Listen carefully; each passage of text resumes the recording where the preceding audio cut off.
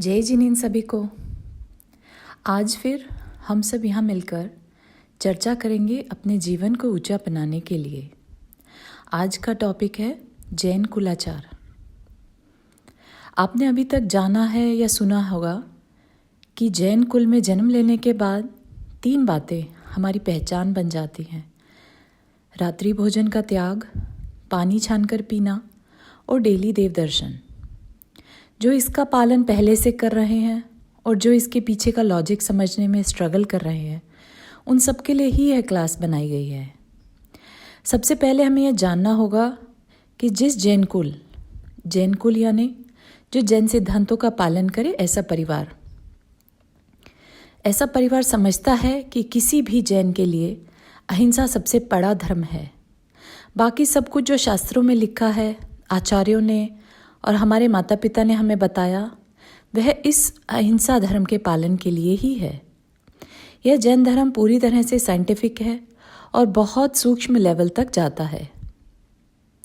देखिए, किसी दूसरे को जब हम शारीरिक रूप से हर्ट करते हैं, उसकी चोट को हम देख पाते हैं, तो यह बहुत स्थूल हिंसा में आता है। जैन सिद्धांत कंप्लीटली लॉजिकल होने के कारण सूक्ष्म हिंसा को भी इंक्लूड करता है। सोचिए, आपने किसी मित्र को अपशब्द कहे या आपको किसी ने कुछ ऐसा कहा जिससे बॉडी पर तो कोई चोट नहीं दिख रही, पर आपको अंदर तक वह बात हर्ट कर गई, मन के और हृदय के लेवल पर। यह भी हिंसा की कैटेगरी में आता है। इसके अलावा अगर हम किसी को डायरेक्टली हर्ट नहीं करते, लेकिन अगर कोई किसी को हर्ट करता है, बॉडी से हर्ट करता है, और हम उसको मना नहीं करते, इनफैक्ट सपोर्ट करते हैं, तो भी हमें हिंसा करने का दोष लगता है। सोचिए जैन धर्म कितनी सूक्ष्मता तक जाता है।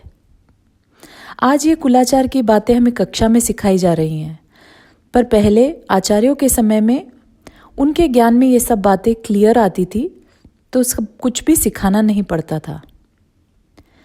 पानी में बहुत से सूक्ष्म जीव होते हैं जो माइक्रोस्कोप से भी देख पाना इजी नहीं है, पर वैज्ञानिक रिसर्च हो चुकी है कि एक बूंद पानी में 36,500 हिलते हुए जीव दिखाई देते हैं। जो अहिंसा का सूक्ष्मता से पालन करना चाहते हैं, हिंसा का थोड़ा भी बोझ नहीं चाहते, उनके लिए पानी छानकर पीना सहज हो जाता है। ऐसे ही रात्रि भोजन त्याग का भी यही कारण है कि सूर्य का प्रकाश न रहने पर माइक्रोबायोइज्म बहुत अधिक मात्रा में उस फूड पर अटैक करते हैं। आप सभी ने अपने एक्सपीरियंस में देखा होगा, अगर फूड कुछ आवर्स या डेज बाहर रखा रहता है तो उस पर फंगस आ जाती है। फंगस हमारे देखने में आ जाती है, इसलिए हम उसे नहीं खाते। पर सोचिए, अगर वह स्मॉल माइक्रोबायोइज्म हमारे देखने में आ जाएं, तो हम उस फूड को कभी नहीं खा पाएंगे। रात्रि में भोजन ऐसी ही अवस्था में हो जाता है। ऐसे समय में जहाँ हमारे नॉलेज पावर कम होती जा रही है, आचार्यों द्वारा बताई हुई बात पर विश्वास करके हम हिंसा के दोष से बच सकते हैं। ये चॉइस हमारी अपनी है। तीसरा पॉइंट, डेली मंदिर जाना। इसके पीछे बहुत बड़ा साइंस है, क्योंकि जैन धर्म साइंटिफिक है। तो जो आज शिक्षा ये बात हमें नहीं बता पाती कि मंदिर जाना एक साइंस है। मंदिर में आपने देखा होगा कि तीर्थंकर की प्रतिमा रहती है, अरिहंत भगवान की। तीर्थंकर प्रकृति कर्म की सबसे सर्वश्रेष्ठ प्रकृति है, जिसमें अंतरंग व बहिरंग लक्ष्मी की कोई बराबरी नहीं है। यह जानकारी अगर आपको चाहिए तो हम आगे की क्लास में दे सकते हैं कि अंतरंग और बहिरंग लक्ष्मी क्या है। स्वर्ग के देव भी जिसकी सेवा करने को आतुर रहते हैं, उन अरिहंतों की प्रतिमा के दर्शन हमें मंदिर में करने मिलते हैं।